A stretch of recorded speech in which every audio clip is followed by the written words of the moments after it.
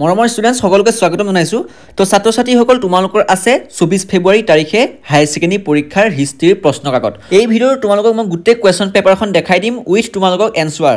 তো তোমালোকে কুৱেশ্যনৰ লগতে এনচাৰখিনি পাই যাবা, গতিকে তোমালোকে ধুনীয়াকৈ কুৱেশ্যনকেইটা নিজৰ নোট বনাই লিখি লোৱা, তাৰপাছত তোমালোকে এইকেইটা পঢ়িবা। তো ইয়াৰ পৰা বহুতখিনি কুৱেশ্যন তোমালোকক কমন আহিব। তো তোমালোকে এইটো ভিডিঅ' চাই তোমালোকক 80+ টাৰ্গেট আমি কমপ্লিট কৰিব লাগিব, ঠিক আছে। তো 80+ আমি সকলোৱে পামেই। তোমালোকক মই এটাই ৰিকুৱেষ্ট কৰিম, তোমালোকে নতুনকৈ চেনেলটো ছাবস্ক্ৰাইব কৰি নটিফিকেশ্যন বেলটো অলপ ক্লিক কৰি দিবা, যাতে আমি এনেকুৱা ধৰণৰ ইম্পৰ্টেণ্ট ভিডিঅ'সমূহ দিলে তোমালোকৰ ওচৰত নটিফিকেশ্যন হিচাপে পাই থাকে। তো তোমালোকক ৰিকুৱেষ্ট কৰিছোঁ তোমালোকে চেনেলটো ছাবস্ক্ৰাইব কৰা, আৰু এইটো ভিডিঅ' তোমালোকে যিমান পাৰে লগৰসকলক শ্বেয়াৰ কৰা, যাতে সকলোৱে 80 পাই ভালদৰে ৰিজাল্ট কৰে। ইম্পৰ্টেণ্ট নতুন নতুন কুৱেশ্যন এনচাৰ তোমালোকে পাই থাকিবৰ কাৰণে আমাৰ হোৱাটছআপ চেনেলত তোমালোকে জইন হ'বা, ডেছক্ৰিপশ্যনতে লিংক আছে। তোমালোকে বহীখন উলিয়াই লোৱা, এইকেইটা কুৱেশ্যন লিখি লোৱা। তো এতিয়া আমি ষ্টাৰ্ট কৰিছোঁ, লেটছ ষ্টাৰ্ট। তো ষ্টুডেণ্টছ তোমালোকে প্ৰথমটো কুৱেশ্যনে গুৰুত্বপূৰ্ণভাৱে চাবা, এইটো কুৱেশ্যন তোমালোকৰ পৰীক্ষাত আহিব।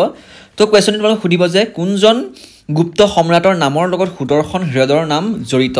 তো এইটো কুৱেশ্যন তোমালোকৰ পৰীক্ষা 2 নম্বৰ আহিব, আৰু এইটো কুৱেশ্যন বহুতো ষ্টুডেণ্টে জানে কিন্তু বহুতো ষ্টুডেণ্টে নাজানে। চ' তোমালোকে লিখিবা যে গুপ্ত সম্ৰাট ৰুদ্ৰদমনৰ নামৰ লগত এই হ্ৰদৰ নাম জড়িত আছিল, কাৰণ প্ৰাকৃতিক দুৰ্যোগৰ সময়ত এই হ্ৰদৰ যি ক্ষতিসাধন হৈছিলে, পিছত ৰুদ্ৰদমনে ইয়াক পুনৰ নিৰ্মাণ কৰাইছিল বুলি কোৱা হয়। তো এইটোৱে হৈছে কোনজন গুপ্ত সম্ৰাটৰ নামৰ লগত সুদৰ্শন হ্ৰদৰ নামৰ জড়িত বুলি কোৱা কুৱেশ্যনটোৰ উত্তৰটো, ঠিক আছে। এইটো কুৱেশ্যন ক্লিয়াৰ, তোমালোকে লিখি ল'বা, ৰখাই ল'বা।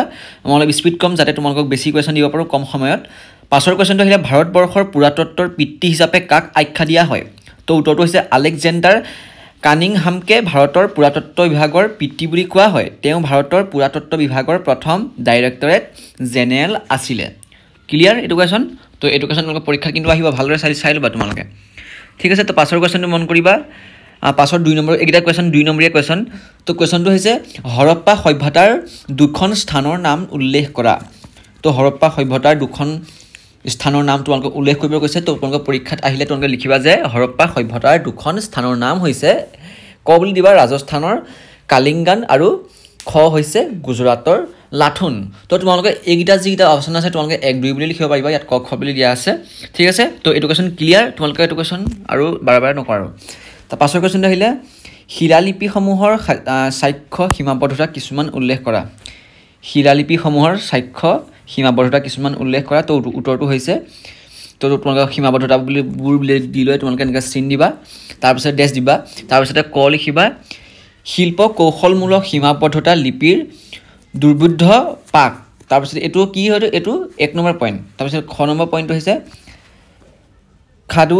খাদুই কৰাৰ আখৰৰ অস্পষ্টতাৰ বাবে পাঠোদ্ধাৰ অসম্ভৱ হৈ পৰে, ঠিক আছে। কথাকেইটা তোমালোকে ভালদৰে বুজি ল'বা কিন্তু দেই।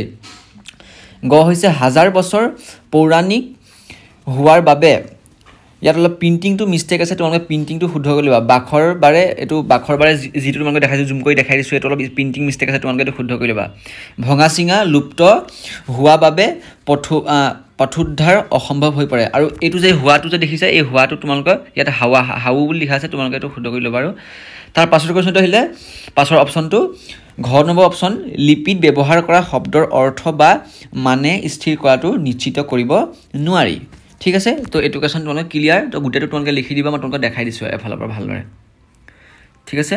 তাৰপিছতে ইয়াত উঙটো আছে, লাষ্টত অকণমান আছে, তো তোমালোকে লাষ্টৰ পইণ্টটো লিখি দিবা। এইটো লাষ্টৰ পইণ্টটো তোমালোকে চাবা, স্থান বিশেষে শব্দৰ ব্যৱহাৰ বা অৰ্থ বেলেগে হ'ব পাৰে, কাৰণ পথোদ্ধাৰ নিশ্চিত নহয়, গতিকে শিলালিপিৰ সীমাবদ্ধতা থকা দেখা যায়, ঠিক আছে। এইটো কুৱেশ্যন ক্লিয়াৰ।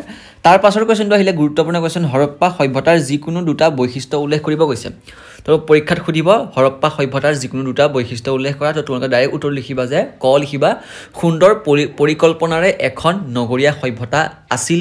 তাৰপিছত খ লিখিবা নগৰৰ মাজত আছিল উন্নত নলা সজা পদ্ধতি। এই 2টা পইণ্ট তোমালোকে চিধা লিখি দিবা।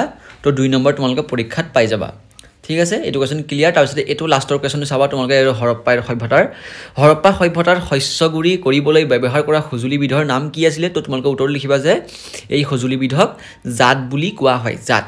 কুৱেশ্যন নম্বৰ নেক্সট আহিলে, তোমালোকক কুৱেশ্যনটো সুধিছিলে ফাৰ্দাৰ এক্সকেভেশ্যন অফ মহেঞ্জোদাৰো কোনে লিখিছিলে। তো উত্তৰটো তোমালোকে ডাইৰেক্ট লিখিবা আৰ্নেক্স মেক নামৰ লোকজনে লিখিছিলে।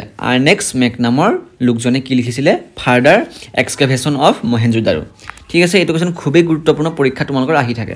তাৰ পাছৰ এই যিকেইটা তোমালোকক কুৱেশ্যন দিম, এই 1 নম্বৰীয়া কুৱেশ্যনকেইটা তোমালোকে মই এনেকৈ লাহে লাহে তোমালোকে দেখাই দিওঁ এইকেইটা কুৱেশ্যন তোমালোকে ডাইৰেক্ট লিখি লোৱা মানে ভিডিঅ' তোমালোকে ৰখাই ল'ব পাৰিলে তোমালোকৰ সুবিধাৰ্থে তোমালোকে যি কৰা তোমালোকে নিজৰ ইচ্ছা কোৱালিটিটো বঢ়াই ল'বা তোমালোকে স্ক্ৰীনশ্বট মাৰি পাছত লিখিলেও হ'ব তোমালোকৰ কথা এতিয়া লিখিলে তোমালোকৰ বেছি সুবিধা হ'ব তোমালোকৰ ভিডিঅ'টো ৰখাই গোটেইটা লিখি লোৱা মই তোমালোকে লাহে লাহে দেখাই দিছোঁ এইকেইটা গাই থাকিলে এনেই তোমালোকৰ টাইমটো লছ হ'ব তো তোমালোকে 1 নম্বৰ কুৱেশ্যন ডাইৰেক্ট তোমালোকে লিখি লোৱা তেতিয়া তোমালোকৰ নিজৰে সুবিধা হ'ব ঠিক আছে তো গোটেইটা মই দেখাই দিলোঁ তোমালোকে ৰখাই ল'বা ঠিক আছে তাৰ পাছৰ কুৱেশ্যনটো চাবা এটা অসমৰ প্ৰাচীন অধিবাসী দুটাৰ নাম লিখা প্ৰাচীন অসমৰ অধিবাসী দুটাৰ নাম লিখিব কৈছে তো উত্তৰটো লিখা তোমালোকে অষ্ট্ৰো এছিয়াটিক আৰু খ হৈছে মংগোলিয়ান এই দুটা তোমালোকে ডাইৰেক্ট লিখি দিবা ঠিক আছে তো পাছৰ কুৱেশ্যনটো আহিলে যে প্ৰাচীন অসমৰ দুটা যোগাযোগ ব্যৱস্থাৰ কথা উল্লেখ কৰা তো তোমালোকে এইটো তোমালোকে 1 নম্বৰ কুৱেশ্যনটা মই তোমালোকে স্কিপ কৰি দিছোঁ তোমালোকে এনেকৈ লাহে লাহে দেখাই দিছোঁ তোমালোকে 1 নম্বৰ কুৱেশ্যনটা নিজেই লিখি ল'বা এনেই টাইমটো তোমালোকৰ লছ কৰি লাভ নাই যিহেতু তোমালোকৰ